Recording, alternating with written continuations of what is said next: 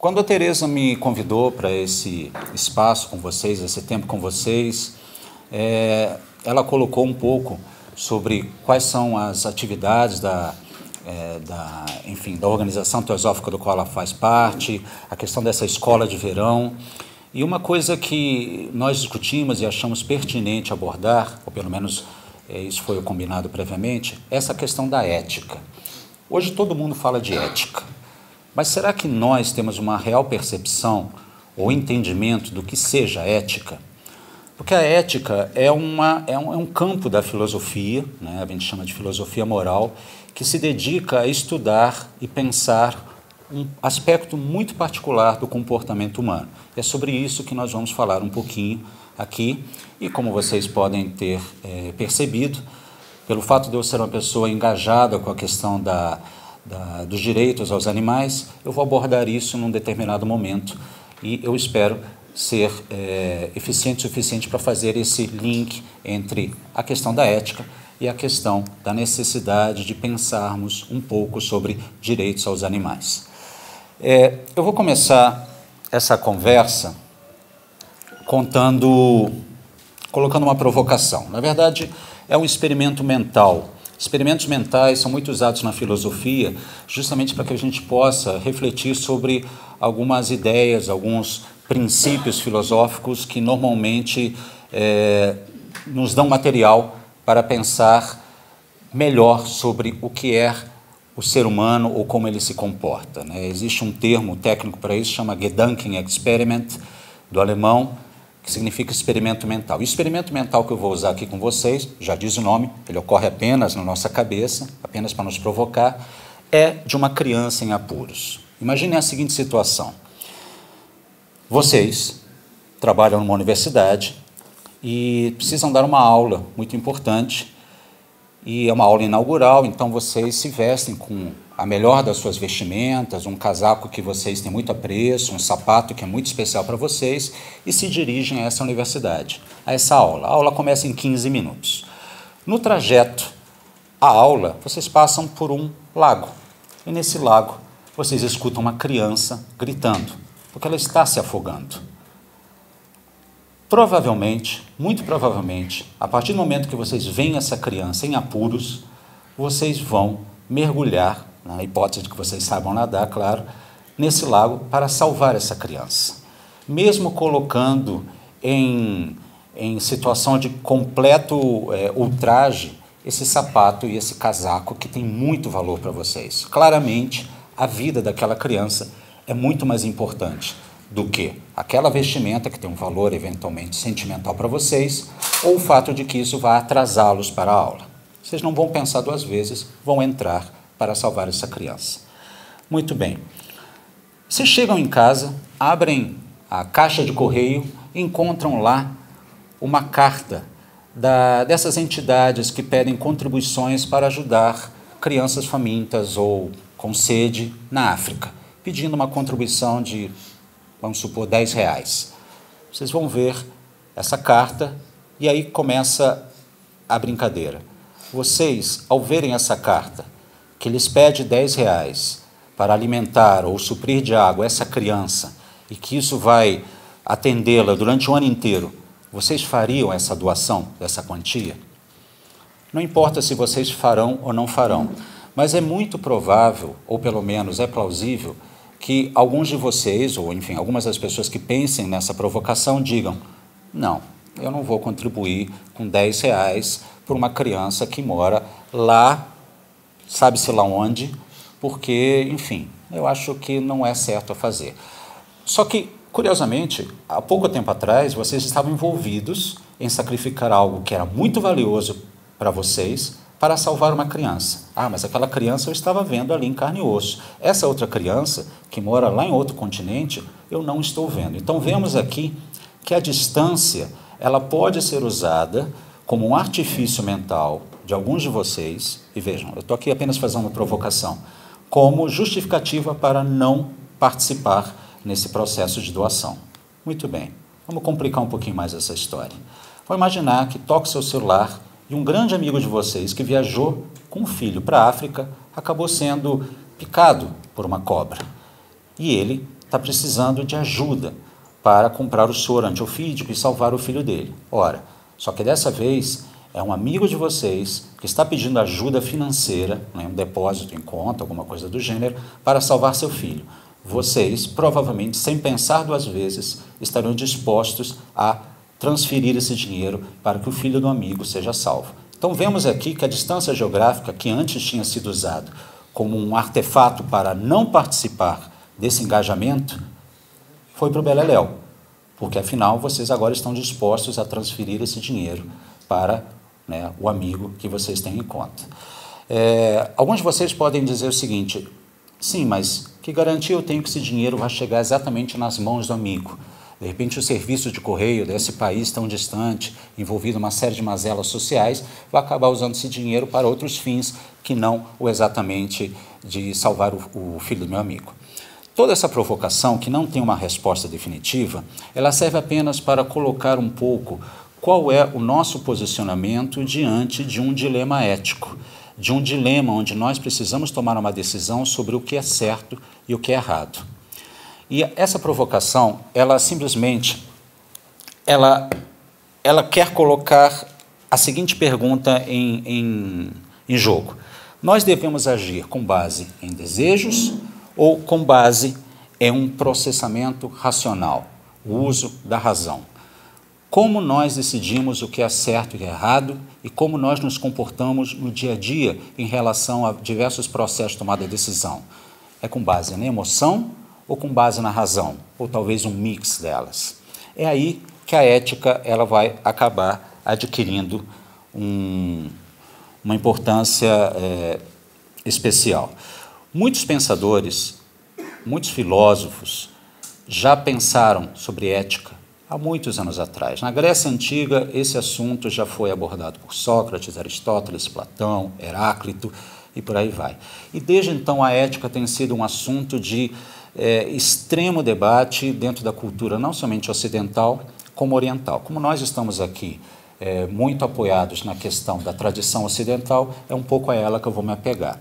Um dos grandes pensadores sobre o que seria a ética e o que fundamenta a ética, e logo vamos falar exatamente o que é ética, é Immanuel Kant.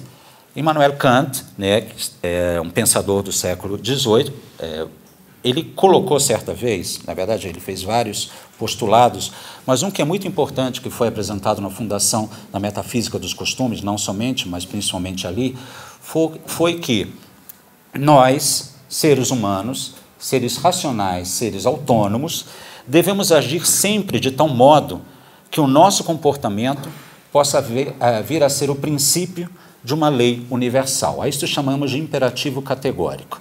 Traduzindo todo esse linguajar um pouco empolado, ele quis dizer o seguinte: nós devemos sempre agir de forma que aquilo que nós estamos fazendo possa ser algo que nós gostaríamos que fosse reproduzido universalmente por qualquer um. Isso foi traduzido de uma certa maneira bastante simplória no que popularmente se conhece como regra de ouro. Não faças ao outro aquilo que não queres que seja feito contigo. Ou fazer ao outro apenas aquilo que nós queremos que façam conosco. Eu não vou machucar alguém porque não quero que alguém me machuque.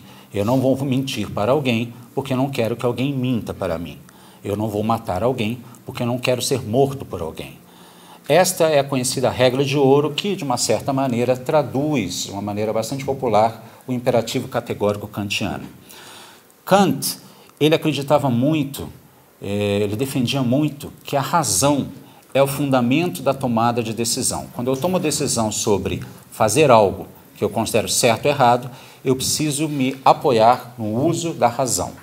Um outro filósofo, chamado David Hume, aproximadamente da mesma época, pensava o oposto, que a razão é escrava das emoções. Nós somos animais regidos pelas emoções, e são elas que direcionam o nosso processo de tomada de decisão. E a razão tem um valor instrumental, ela que nos auxilia a atingir um determinado objetivo de maneira mais fácil ou mais difícil, mais rápido ou mais lenta. Então, são dois pensadores que, de forma diametralmente oposta, colocavam a ética ou a tomada de decisão, uns baseado na razão, outros baseado na emoção. Muito bem, eu estou aqui apresentando simplesmente o que seria a base do pensamento ético que governa a nossa sociedade, né? Alguns pensam baseados na razão, outros pensam baseados na emoção. Para Kant, e aqui eu vou estressar um pouco o nome dele, usar um pouquinho mais, porque ele é o fundamento que é usado por nossos operadores do direito, nosso sistema jurídico, basicamente, não somente, mas um deles. Para Kant, o dever que nós, humanos, devemos praticar ou seria uma escolha voluntária racional. É a razão que deve dirigir as nossas ações, não as emoções. Apesar de sermos animais com uma rede de afetos muito sofisticada, nós não devemos viver segundo as emoções. Vocês podem imaginar que isso é um pouco simples de entender. Imagina se a gente quisesse fazer tudo o que a gente tem vontade, simplesmente baseado nas nossas volições, né, nas nossas vontades. A gente viveria o caos. A gente já teve algumas experiências registradas pelos veículos de comunicação de, sei lá, a polícia está em greve e as pessoas começam a fazer o que têm vontade.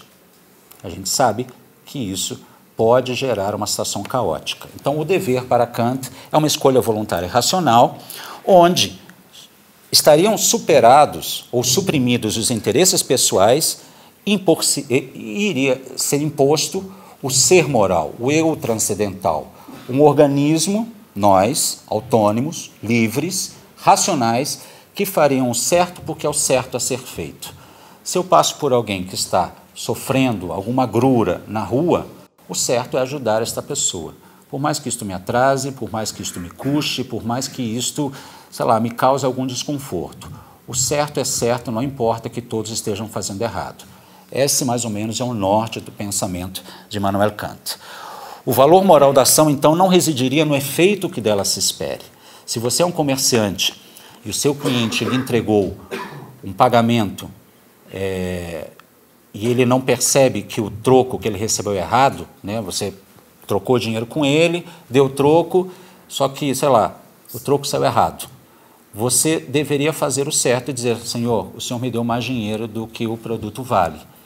Mas, ao fazer isso, você deveria fazer isso porque é o certo a ser feito. E não simplesmente pensar, eu vou falar isso para o cliente, porque vai que ele percebe, depois ele vai falar para os outros, as pessoas não vão querer vir comprar aqui.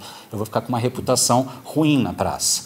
Então, o dever deveria nortear as nossas decisões, além dos nossos interesses pessoais. Esse é o fundamento do pensamento ético que Kant defendia. E aqui eu vou contar mais uma historinha para vocês, que ela foi representada na República de Platão, no livro 2, e ela é conhecida como o Anel de Giges. Alguns de vocês devem conhecer certamente essa história. É uma alegoria, claro, mas é uma alegoria que ela busca explorar um pouco o que é o poder, a justiça, o autodomínio, a moral, essencialmente a ética. É uma história que coloca a seguinte provocação.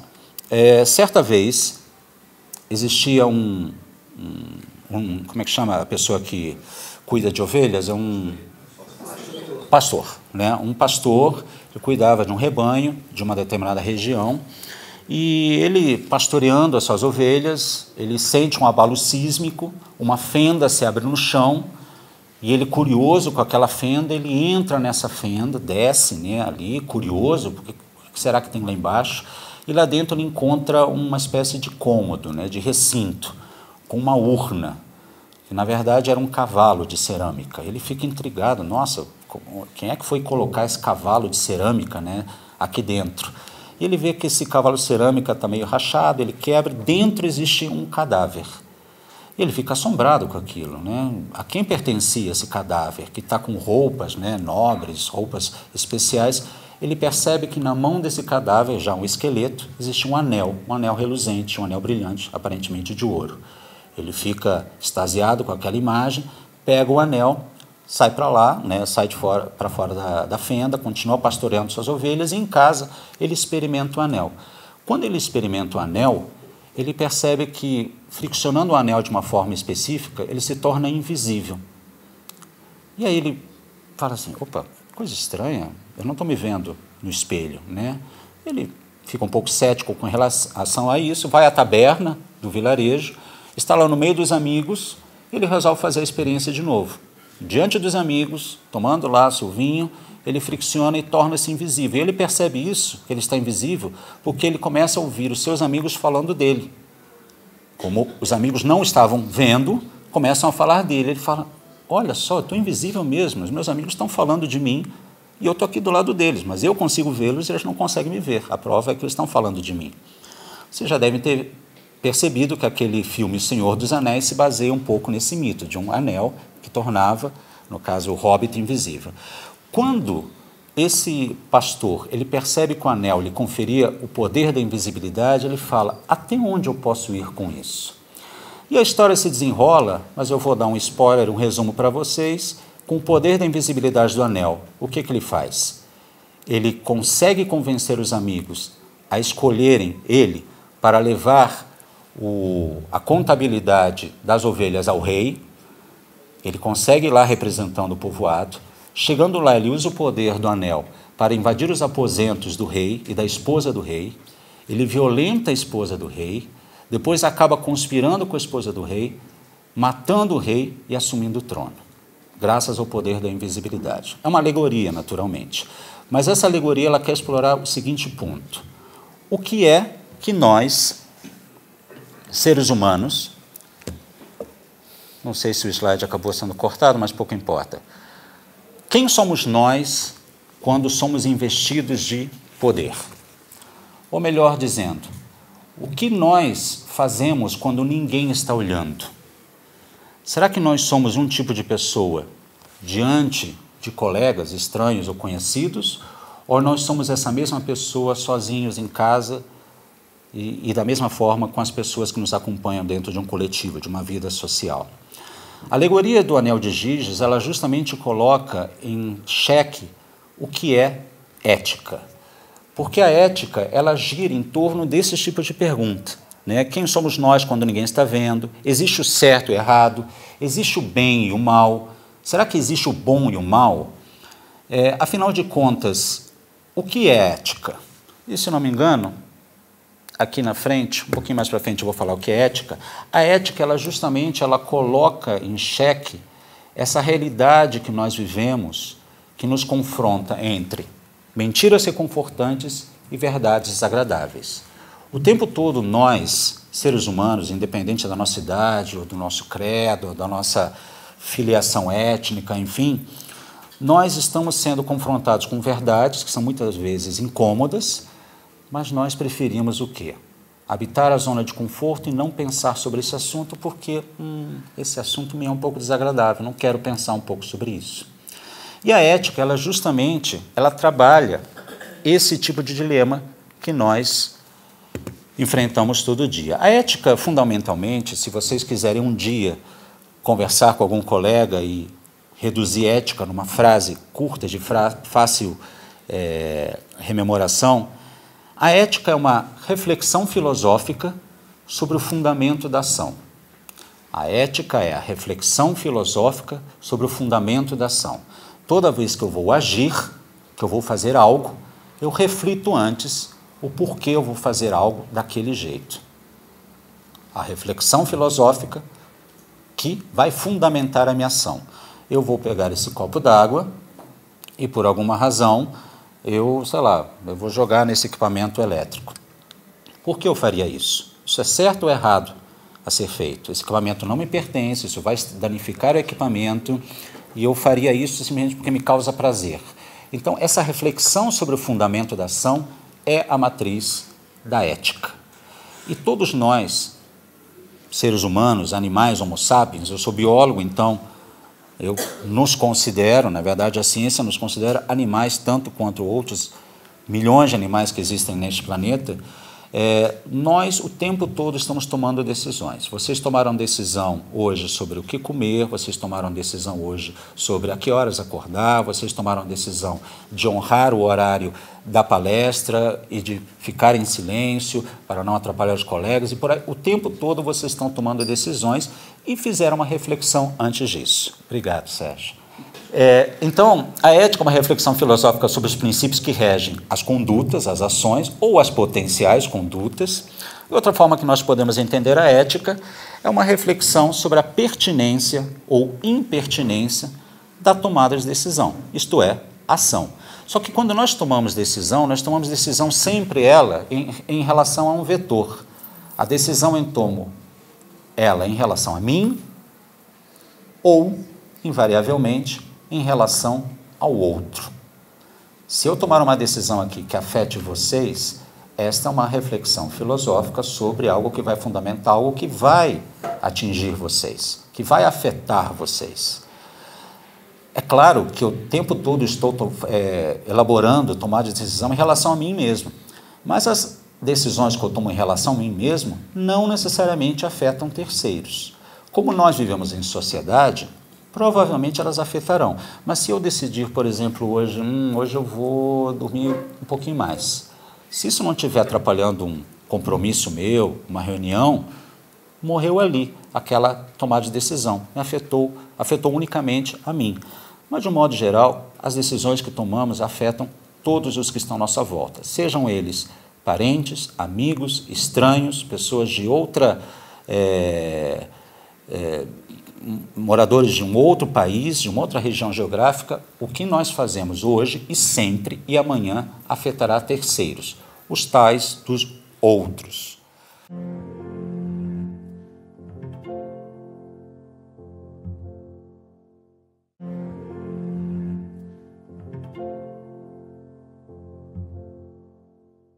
Então, muito bem, agora que nós conseguimos cercar a definição de ética sobre uma reflexão que vai fundamentar a ação que afetará terceiros, outros, e aqui eu tenho mais uma vez estressando que a ética é uma reflexão filosófica que investiga os princípios que regem e os valores subjacentes às condutas de alguém em relação a terceiros. Seja uma frase longa para colocar aquilo que eu apresentei a vocês recentemente. Nós devemos pensar o seguinte: afinal, quem é esse outro que será afetado pelo meu processo de tomada de decisão? Nós, seres humanos,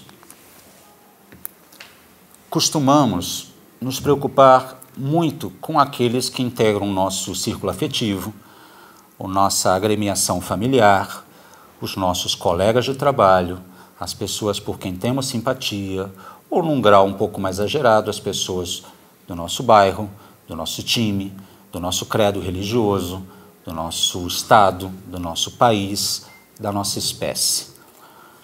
Vocês vão se identificar em cada um a seu modo, dentro desses espectros que eu coloquei. Muitas vezes vocês vão pensar naquela pessoa que habita a sua rua ou que é do seu colega de trabalho e o seu interesse termina ali.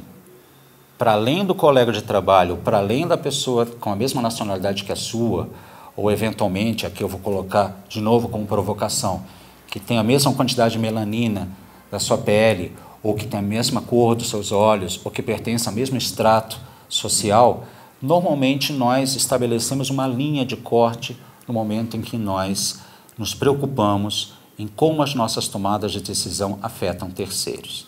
E aqui fica uma reflexão. Qual é a linha que nós estabelecemos para dizer até aqui eu me preocupo com as consequências da minha ação e até aqui eu não estou nem aí. Então, a ética é diferente da moral. Enquanto a ética é uma reflexão filosófica, a moral é o ato em si. E a moral, ela muda com o tempo.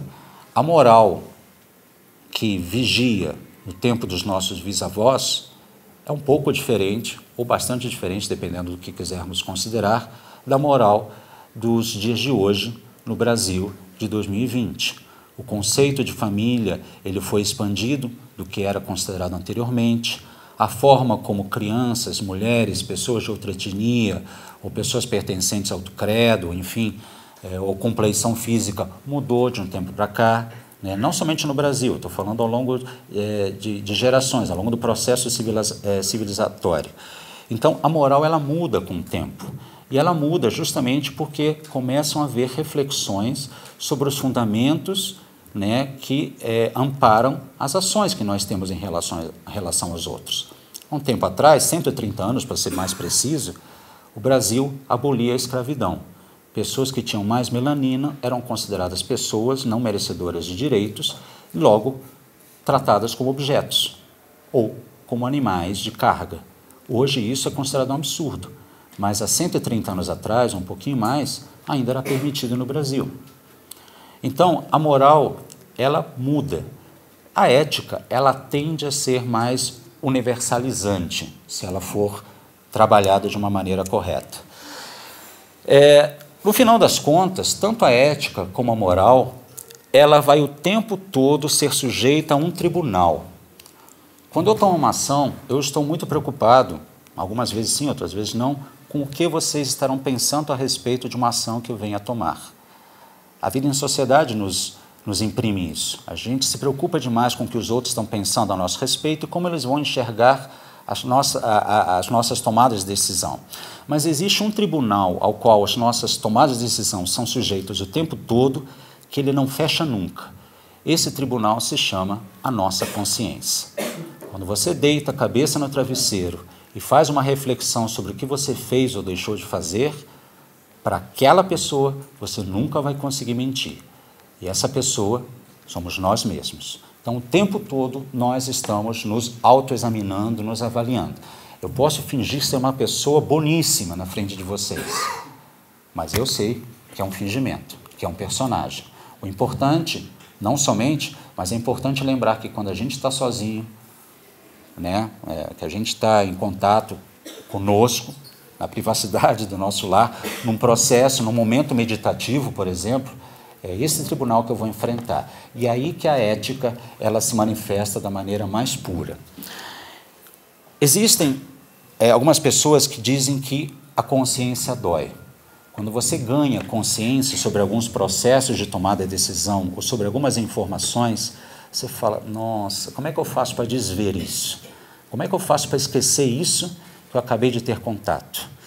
Nessa hora que você é exposto a algumas verdades, algumas realidades fáticas da vida, algumas pessoas optam pelo auto-engano. Tipo, não, vou ignorar isso aí não estou gostando, eu vou fingir que não vi, vou fingir que não é assim, vou encontrar uma manobra, né, racional que vai contornar aquele desconforto, mas a verdade é que a consciência, quando despertada, ela pode doer. Mas essa dor, ela pode também libertar, porque ela se faz enxergar o mundo da maneira como ele é. E o mundo não necessariamente é bonito, ainda que nós desejemos que ele seja bonito. Então, além da consciência doer, nós podemos dizer que se a ética é o fundamento da reflexão, uma reflexão do fundamento, né, que rege as nossas ações, e a moralidade é o ato em si mesmo, o ato é a conduta. A moralidade se materializa na conduta. O que eu quero dizer com isso? Se eu não me engano, aqui na frente... Não, eu tenho um slide mais na frente que eu explico por que a moralidade ela se materializa na conduta. Eu já vou adiantar isso, que é o seguinte, não adianta eu falar milhares de coisas belas, escrever textos elaboradíssimos sobre o que é certo, o que é bonito, o que é justo, e na prática eu não fazer aquilo que eu estou pregando. Pregando no bom sentido, não no sentido pejorativo. É preciso haver uma harmonia entre o que eu penso, o que eu elaboro e o que eu faço. 1000 palavras lindas não substituem uma ação efetivamente justa, correta, dependendo do contexto, naturalmente. Então, volto a dizer, a moralidade ela se manifesta, ela se materializa na conduta. Um dos grandes pontos que nós devemos reforçar, ou pelo menos eu vou reforçar aqui, é que nós, seres humanos, somos seres em conflito o tempo todo, somos seres falhos, somos seres, alguns de nós pelo menos, que buscam uma harmonização maior, né, dos nossos pensamentos com as nossas ações. Todos nós estamos aqui numa batalha pessoal e íntima, sabendo quão duro é se aproximar daquele eu que nós desejamos ser. No yoga, tanto eu consigo entender, e eu não sou estudioso disso, mas, enfim, de breves conversas que eu tive com alguns praticantes, estudiosos do yoga, o yoga ele é um conjunto de práticas, não somente físicas, mas também meditativas, que buscam essa harmonização do eu com o todo. E essa harmonização, ela também diz respeito ao fato de como eu consigo me conectar, me juntar, me unir a esse todo que me cerca. E esse todo são vocês, esse todo são as árvores, esse todo é o ambiente, a ambiência que me cerca, esse todo são os outros organismos que habitam este planeta, porque, até onde pode se depreender, todos nós integramos um único organismo, que alguns chamam de Gaia, por exemplo. O planeta é um ser vivo, ele respira. Todos nós somos elementos dessa engrenagem e todos nós temos nossa importância. Vejam, eu como biólogo, uma pessoa que tem formação científica, eu consigo abordar esse assunto sem invocar nenhum tipo de narrativa mística. Nós realmente estamos conectados. O que eu faço aqui, o lixo que eu produzo, vai afetar efetivamente a vida de terceiros. Seja da tartaruga que vai engolir esse copo, seja desse material que vai ser usado como despejo químico num afluente que vai alimentar a casa de vocês, seja porque isso aqui está sendo resultado de um processo exploratório trabalhista de pessoas que são mal pagas para produzir este copo. Então, tudo que nós fazemos afeta todo mundo e está conectado com todo mundo. Não tem nada de místico aqui. Isso é físico-química pura. A termodinâmica explica isso de várias formas. Então, dentro da prática do yoga, é importante que vocês, estudiosos, praticantes, percebam e introjetem essa ideia de que, já que estamos todos nós unidos, de certa maneira, com todos à nossa volta, é preciso que nós tomemos mais cuidado com o nosso processo de tomada de decisão, já que ele afeta terceiros. E volto a dizer, quem são esses terceiros? É a pessoa do meu bairro, é a pessoa da minha nacionalidade, é a pessoa da minha cor? A moral, que é a materialização da conduta, ela está intimamente ligada a um repertório reflexivo. Se vocês não param para pensar no que vocês estão fazendo, a chance é muito grande que seus processos de tomada de decisão acabem lesando terceiros. É possível viver sem lesar terceiros? É difícil. Só morre o que está vivo e viver causa impacto. Nós precisamos trabalhar para causar o mínimo impacto dentro daquilo que nos é permitido ou possível. Este é o fundamento da mensagem que eu quero transmitir para vocês, por isso que eu resolvi trazer a questão da discussão da ética, do dever fazer e do outro, para que nós comecemos a pensar um pouco no quanto que nós estamos afetando terceiros com as nossas tomadas de decisão. Immanuel Kant, que há pouco tempo atrás eu havia invocado dizendo que nós devemos desejar aos outros aquilo que nós gostaríamos que fosse praticado conosco, ele tinha uma forma de pensar muito peculiar, porque ele considerava que os únicos seres que deveriam se preocupar com isso eram os seres humanos. Todos os outros organismos vivos do planeta estariam excluídos desse imperativo categórico, dessa preocupação ética, dessa preocupação filosófica sobre o que deve ser feito ou não. Aqui eu coloco um trecho de uma manifestação dele que vocês vão entender logo até onde eu quero chegar. Todos os animais existem apenas como meios e não pelo seu próprio valor. Quem tem valor é o ser humano. O ser humano é um fim em si mesmo. Os animais são meros meios. Uma vez que não tem autoconsciência, os animais não têm autoconsciência, logo não têm valor. Já o homem é um fim em si mesmo. Daí segue-se que não temos deveres imediatos para com animais.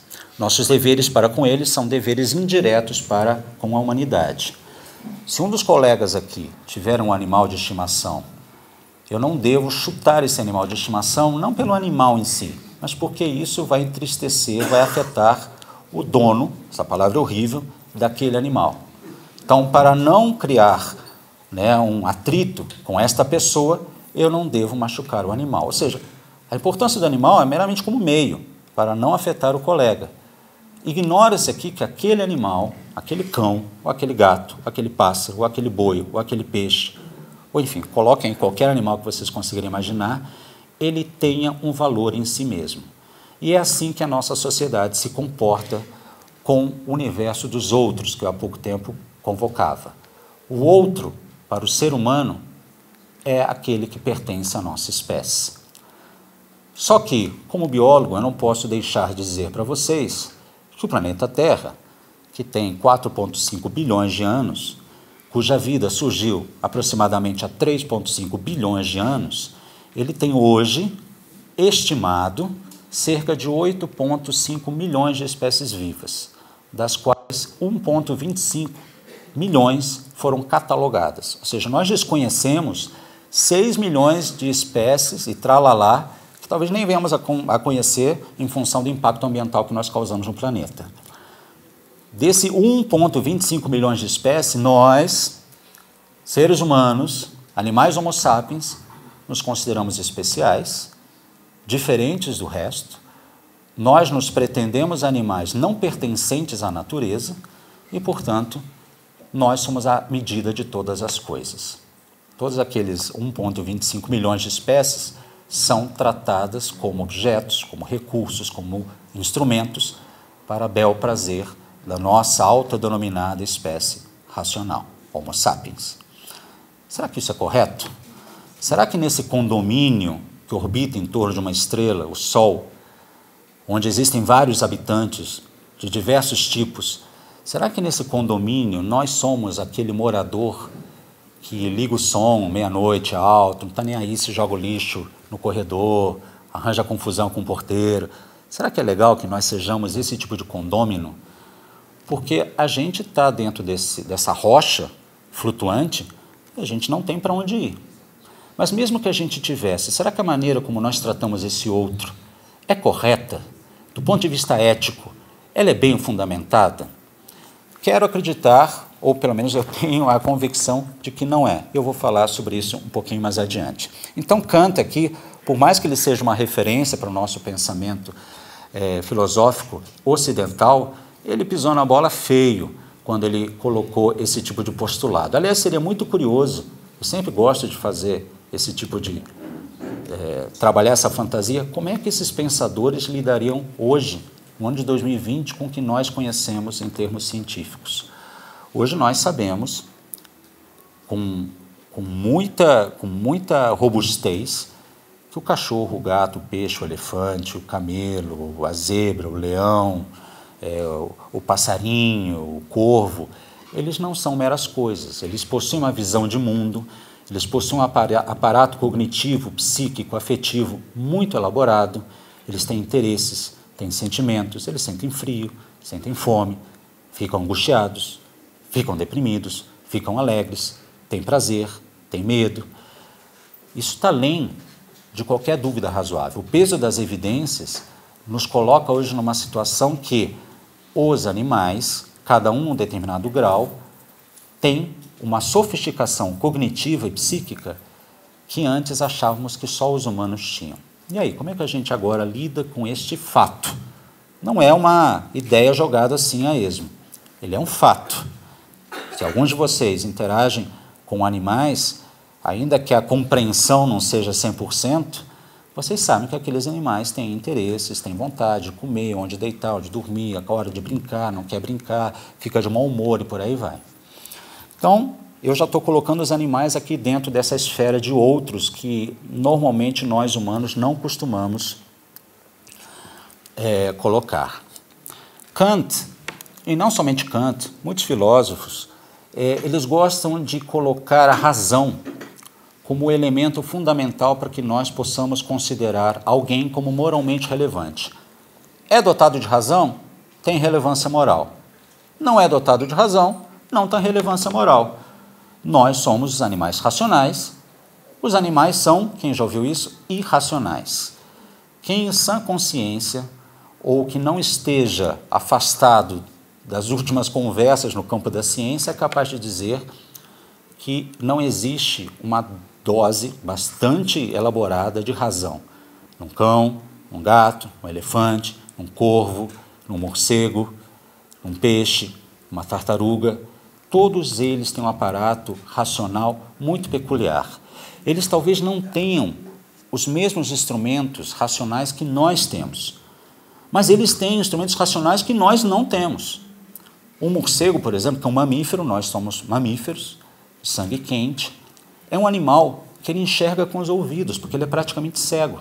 Quando ele voa na escuridão, porque ele vive praticamente na escuridão, ele emite um assobio tão ultrassônico que bate na parede, no teto, volta, ele escuta e ele desenha tridimensionalmente o ambiente com base na audição. A gente usou essa tecnologia para elaborar, desenvolver o sonar que os submarinos utilizam.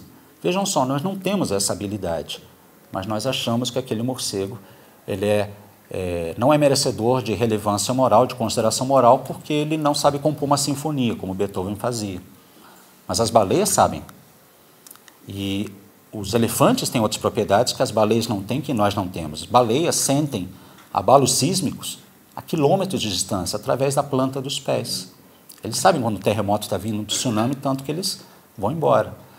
Ratos escutam uma frequência que nós sequer imaginamos escutar.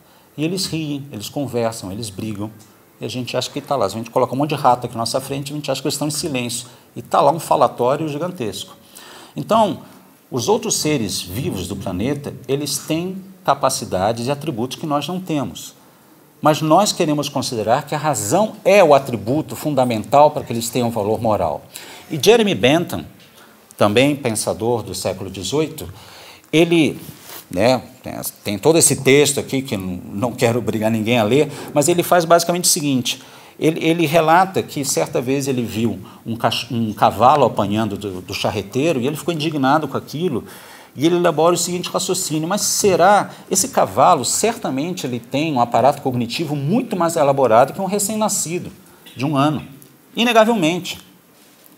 O cavalo sabe que comida comer, para onde andar e tal, e uma criança humana recém-nascida não tem esse aparato. Então, será que mesmo ele sendo tão sofisticado cognitivamente, ele não deve ter valor moral e deve ser chicoteado até sangrar e sentir dor?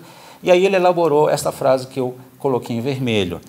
A questão não é se eles podem raciocinar ou se eles podem falar.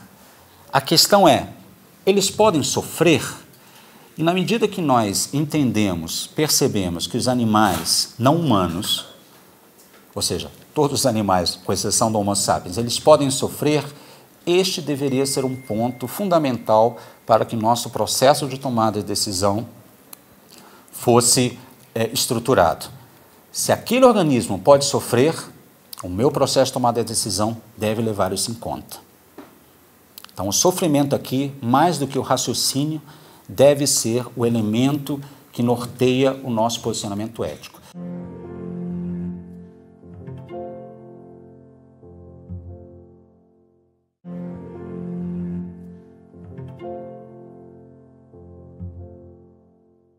Eu vou usar uma provocação aqui. Se nós temos uma criança, uma pessoa com alguma deficiência mental, cognitiva muito séria, aquele ser humano talvez não esteja raciocinando como qualquer um de nós. Estou supondo. Por isso ele deixa de ter valor moral? Vocês dirão, não, porque ele é um ser humano. Ah, então quer dizer que basta pertencer à espécie humana para ele ter valor moral?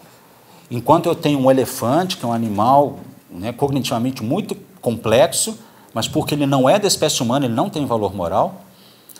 Então vejam aqui por que a questão da razão ela não deve ser usada estritamente como uma linha de corte ou um item excludente de quem importa ou não.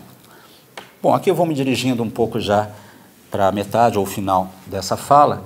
Eu quero que vocês, por favor, me avisem se eu estou extrapolando o tempo.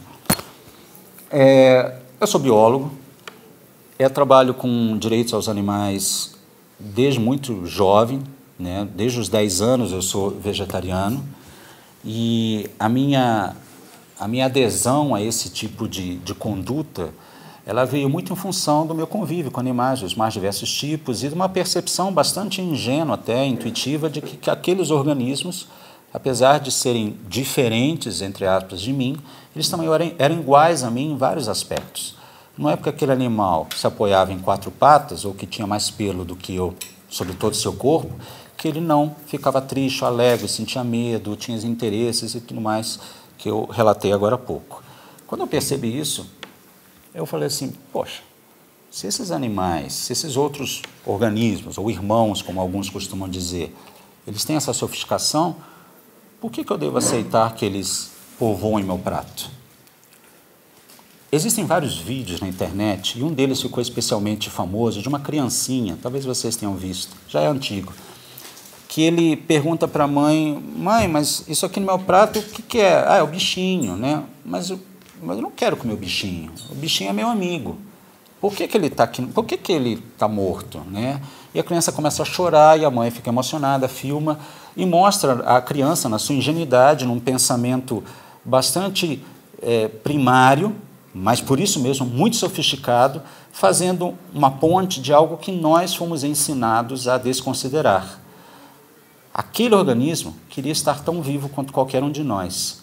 E para que ele chegasse àquele prato, ele foi submetido à revelia, a uma série de condições e sofrimentos que nós não desejaríamos que fossem aplicados a nós mesmos. Voltando lá na regra de ouro, não fazer aos outros aquilo que não gostaríamos que fosse feito a nós.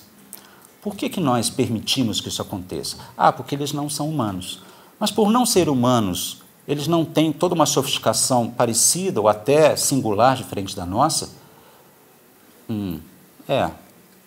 Deixa para lá, eu não quero pensar sobre esse assunto, porque bacon é vida. Né? Porque não vou abrir mão dessa minha picanha, que é gostosa e tal. A gente vai entrar um pouquinho nesse aspecto. Então, para as pessoas que trabalham com direitos aos animais, eu sou uma delas, como eu disse, eu sou vegetariano desde os 10 anos de idade, hoje eu estou com 47. O veganismo, que é uma palavra que alguns até odeiam, né, porque fica parecendo que é seita, que é culto e tal. O veganismo é um conjunto de condutas que tenta colocar a pessoa que acolhe essa filosofia, ou esse posicionamento, melhor dizendo, sobre a seguinte matriz: eu não compactuo com a violência, com o desrespeito, com a injustiça que é aplicado a outros organismos sencientes. Né? A senciência aqui é um atributo que todos os animais, né, com um aparato central bem desenvolvido, manifestam ter, e a ciência já comprovou isso. Em 2012, uma declaração em Cambridge, na presença do Stephen Hawking, foi dada dizendo: além de todas as dúvidas razoáveis, organismos dos mais diversos tipos e outras espécies apresentam a mesma anatomia, a mesma fisiologia, a mesma bioquímica que nós, seres humanos, com o sistema nervoso central, com telencéfalo e tal. Os outros animais têm todos os substratos para manifestarem estados de consciência. Então, o que nós fazemos com eles é uma barbaridade, porque eles entendem o que está acontecendo e eles não querem que aquilo seja feito. Então, o veganismo, que é um termo que foi cunhado na década de 40, ele diz o seguinte: o veganismo é a não compactuação, a não participação de qualquer prática que estimule ou que coloque em curso a exploração, o sofrimento, a injustiça e a morte de animais não humanos. E essa adesão é dentro do possível e do praticável. Ou seja, a própria definição de veganismo sabe que ninguém consegue ser vegano 100%. Porque, por exemplo, não sei, a cola usada na confecção desta madeira pode ter usado um derivado animal, né, dentro da sua feitura, e eu, vegano, então não quero usar essa mesa porque tem uma cola aqui feita com gordura, com sebo bovino. Existem coisas que nós, eventualmente, não conseguimos nos furtar de usar ou de participar, mas existem muitas coisas que nós sim podemos, deliberadamente, racionalmente, emotivamente, dizer: não compactuo com isso. Se eu contasse para vocês que essas cadeiras elas são frutos de trabalho escravo infantil e que os organizadores do evento sabiam disso e eles não estavam ligando porque era mais barato comprar, provavelmente causaria uma indignação dentro da sala. Como assim? Espera aí, trabalho infantil? Não concordo com isso e tal. Então, para trabalho infantil a gente entende muito bem, exploração, né, de crianças.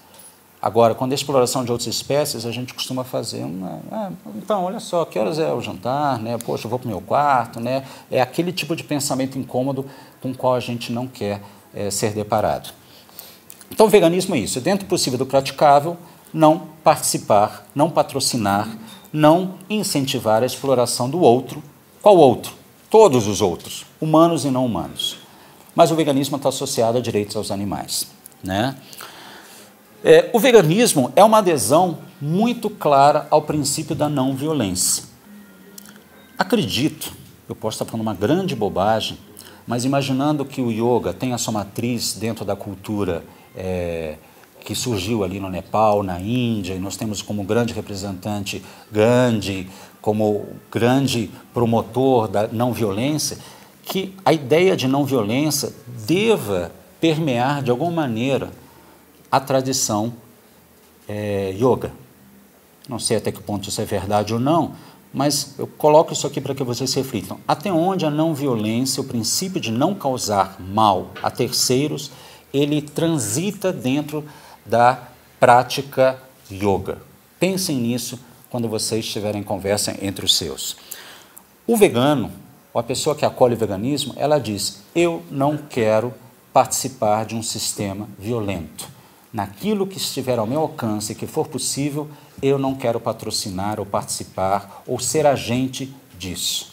Quando eu abro minha carteira e vou na gôndola do supermercado e compro aquele produto descaracterizado, proteína animal, que na verdade é um pedaço de um ser vivo, que não está lá porque ele quis, ele se entregou para a imolação dizendo, ó, comam-me. Não fez isso, ele tinha uma vida social, toda uma sofisticação psíquica cognitiva, mas ele foi sequestrado para integrar aquela gôndola.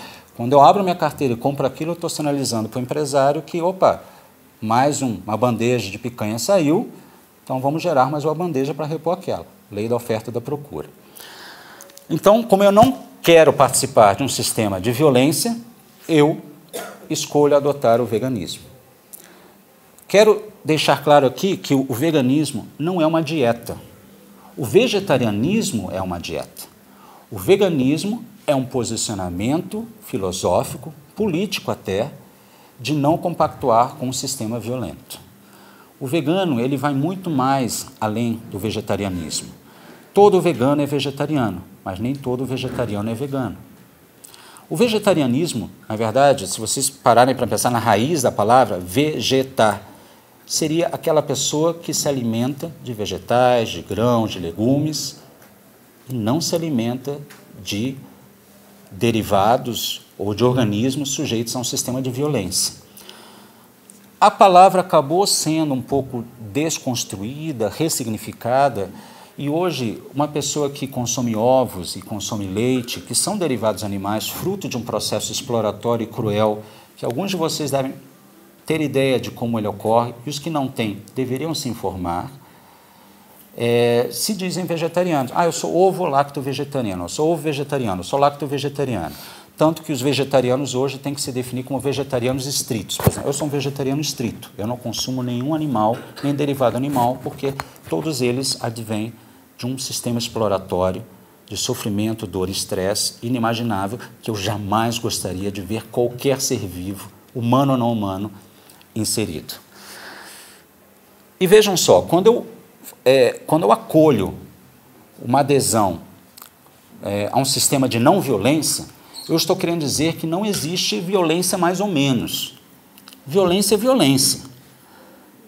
Existe, vou usar aqui um termo um pouco pesado, mas eu acho que vocês vão entender. Existe abuso sexual mais ou menos? Existe violência física mais ou menos? Alguns de vocês poderão dizer, sim, um tapinha é uma coisa, uma facada é outra. Mas, quando a gente submete um outro a uma situação que ele não quer participar, isso é violência. Se eu fizer alguma coisa aqui que vocês não resolveram participar, mesmo que ela seja verbal, se eu contar uma piada aqui que eventualmente desagrade uma parcela de vocês, vão falar, olha, desculpe, eu não gostei, não achei correto. É uma violência, ainda que verbal. Então, a violência é violência. Achar que existem violências gentis ou violências mais ou menos abre flanco para que a gente naturalize a violência. E é justamente isso que o sistema em que vivemos, ele faz. Ele normaliza a violência. Ele faz com que nós acreditamos que algumas violências está ok, não é assim tão violento, né? O animal vai ser morto com carinho. Como é isso? Como é que a gente mata com carinho? né? Como é que a gente escraviza com gentileza? Como é que é esse raciocínio que nós aderimos, né, desde criancinhas? Tem uma frase que eu gosto muito, que é algo parecido com isso. Se os pecuaristas, os donos de frigoríficos, achassem que o que eles fazem lá dentro é tão humano e compassivo, seriam eles a divulgar as cenas do que acontece lá dentro, e não nós, ativistas da causa animal. Eles não divulgam porque eles sabem que aquilo vai incomodar as pessoas. Paul McCartney certa vez disse, se os abatedouros tivessem parede de vidro, as pessoas seriam vegetarianas. Toda vez que a gente coloca um documentário, uma imagem, uma cena de um animal sendo submetido ao processo de exploração ou morte, não quero ver. Opa, mas essa picanha é mal assada, por favor, que eu gosto mais. Então, vejam só até que ponto nós usamos esse artifício para não nos aproximar de uma violência que nós certamente não concordamos, mas quando nos convém a gente, opa, peraí, não é bem assim, né? Deixa isso para lá. E o princípio do veganismo é muito simples, na verdade. Se a gente pode viver causando o mínimo de mal ou nenhum mal, por que não fazê-lo? Qual é a questão aqui? Quando alguém chega e fala, não, mas eu não posso abrir mão do meu torresmo. Então, essa pessoa está dizendo que o prazer sensorial dela, que ela sente ao colocar aquilo na boca e sentir o gostoso do torresmo, é muito mais importante que a vida daquele organismo que é sujeito a um conjunto de barbaridades que vocês nem queiram imaginar. Aliás, queiram sim imaginar. Aliás, vejam. Algum dia, tomem curiosidade, enfrentem isso que hoje a internet proporciona com tanta facilidade. Vocês vão ver que aquilo é errado.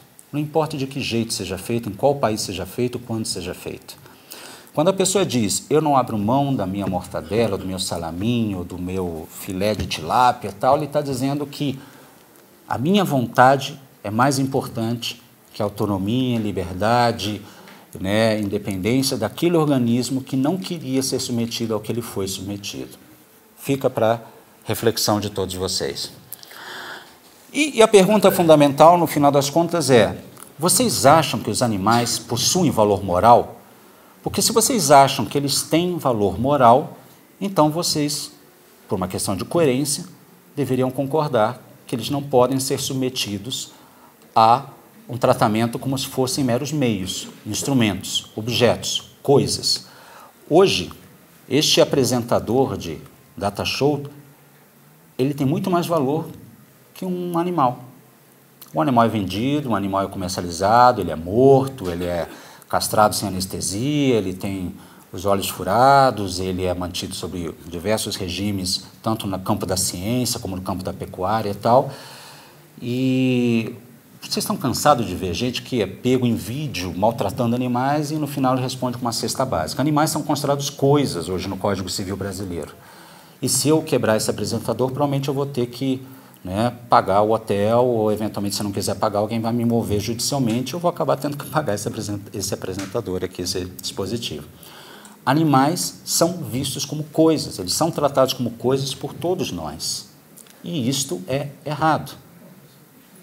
Elaborem depois esse meu postulado de por que isso é errado ou não. Animais são fim em si mesmos, e não apenas seres humanos, até porque nós também somos animais. Aquilo que eu tinha colocado anteriormente, né, a coerência é um bonito cartão de visitas. Quando eu falo algo, escrevo algo e ajo segundo aquilo que eu falo e escrevo, eu estou sendo coerente. Resulta estranho quando eu simplesmente digo uma coisa e faço outra. Escrevo uma coisa e faço outra. Volto a dizer, a ação, que é a materialização do gesto moral, ele precisa estar em harmonia com aquilo que nós pensamos. O Frank é o que ele pensa de si mesmo. Mas, no ambiente coletivo, eu sou aquilo que eu demonstro para vocês. Vocês vão me entender como indivíduo por aquilo que eu faço ou deixo de fazer. Eu posso pensar maravilhas aqui dentro, mas se eu agir como um canalha, é como canalha que eu serei considerado. Então, é importante que nós estejamos sempre sujeitos ao tribunal que habita dentro de nós mesmos, chamado consciência, e façamos uma reflexão sobre aquilo que estamos fazendo ou não e que afetam terceiros. Terceiros estes que não se restringem apenas à nossa espécie. Quando nós restringimos apenas os da nossa espécie a uma situação de valor, de consideração moral, nós estamos praticando aquilo que academicamente se chama de especismo. Para entender melhor o que é o especismo. O que é o racismo? Quando nós desconsideramos moralmente outras criaturas em função da raça que eles pertencem. O racismo é isso. Ah, a pessoa tem mais melanina? Não, então ela não tem valor moral. Todos aqui sabem que o racismo é uma coisa abjeta. O especismo é, no final das contas, a mesma coisa. Só que agora a linha de corte é na espécie. Ironicamente, hoje, nós não temos nenhum ancestral primata, hominídeo, tipo um Neandertal, um Floresiensis, que habita o planeta. Já imaginou se houvesse um homem das cavernas? Se alguém hoje, a gente abre o computador e está lá, encontrado uma comunidade de homens das cavernas no Alasca, vivos e tal, seria um choque, né? Nós encontramos alguém que não é Homo sapiens, que também não é um chimpanzé, mas que é um ancestral nosso, muito mais próximo da gente do que o chimpanzé. E olha que nós somos primos dos chimpanzés. O que nós faríamos com esses hominídeos? Faríamos experimentos com eles? Colocaríamos numa jaula? A gente acharia isso correto? Ou eles não são tão humanos como a gente, ou são humanos o suficiente? Recentemente saiu questão de 2 dias, uma matéria mostrando que pesquisadores comprovam que o estresse, nas mais diversas categorias, são responsáveis pelo aparecimento, surgimento de cabelos brancos, né, em mamíferos. E aí o pessoal sempre mostra a foto do Obama, né? Obama no começo da gestão e Obama 2 mandatos depois, né? Todo esbranquiçado, porque, claro, ser presidente de um país como Estados Unidos da América é um estresse diário. E como é que eles descobriram isso? Eles pegaram vários camundongos e eles submeteram esses animais a barbaridades de todo tipo e viram, eles estão ficando com pelos esbranquiçados. Eles fizeram as contas, então é isso. Com que direito? Como assim? Né? Se a gente trocar os camundongos por cachorros, aí o pessoal vai ficar indignado. Não, cachorro não. Aí alguns vão dizer, não, cachorro para mim tanto faz. Se fossem crianças. Não, criança não. Aí passou do limite. Qual é essa linha de corte? Por que a criança tem valor moral e um cachorro não? E um elefante não? E um cavalo não? Como biólogo, né, e a gente estuda Darwin, teoria da evolução, enfim, a gente vê nisso uma incoerência científica, uma barbaridade epistemológica sem tamanho. Não existe essa linha de corte tão clara. Ela é arbitrária. E nós definimos isso porque nos é conveniente. Nós dizemos até aqui sim, até aqui e daqui para lá não, porque isso nos convém. Só que vocês, cidadãos, que tomam decisões, que alimentam, né, o sistema mercadológico, podem todo dia tomar uma decisão baseada numa reflexão filosófica coerente. Por exemplo, na alimentação. Não estou falando de outras coisas. Eu estou usando esse casaco, ele não é de couro, é um material sintético. Eu não compactuo com a ideia de usar a pele de um outro organismo se eu posso usar um outro material que não envolveu o sofrimento de um organismo. Eu não coloco animais, pedaços de animais, derivados da exploração animal dentro do meu prato, porque não preciso disso. Eu sou vegano há muitos anos. Dia 28 agora eu vou retirar uma bateria de exames meus de sangue, mas eu sei que eles vão estar todos ok.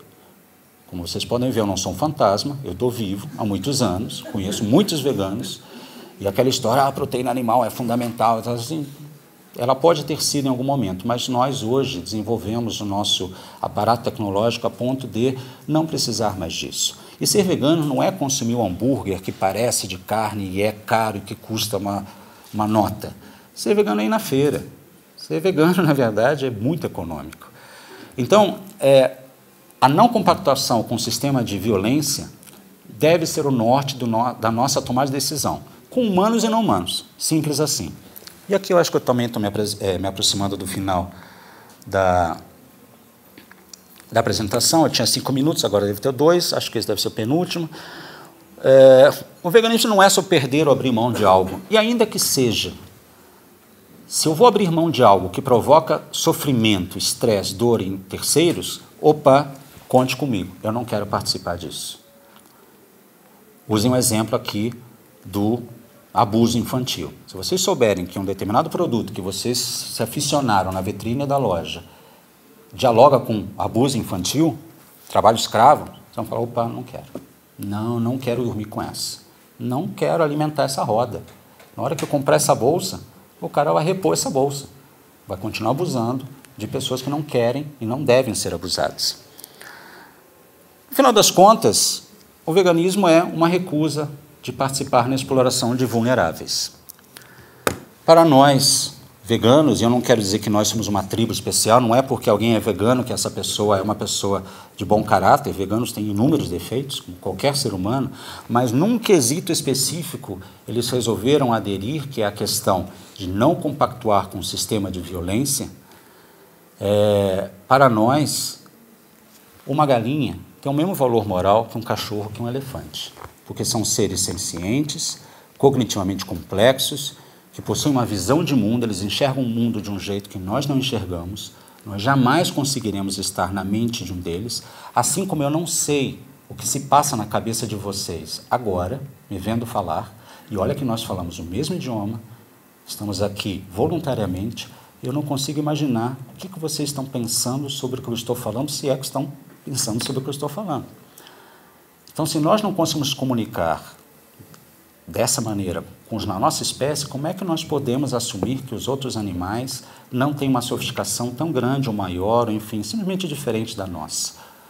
Nós usamos isso para explorá-los, claro. E é isso que eu estou colocando aqui com vocês, como provocação, uma provocação gentil, bem intencionada, para que vocês passem a pensar, a partir de agora, sempre que o outro não se restringe ao ser humano, não deve se restringir. Vocês devem expandir esse círculo de consideração moral. Vocês precisam expandir, se conectar, juntar, unir-se a essa ambiência que nos cerca, que são de outros seres humanos, que são de outros animais não humanos, e nesse termo não humanos existe uma questão pejorativa que eu posso explicar depois, mas se o yoga ele tem a sua raiz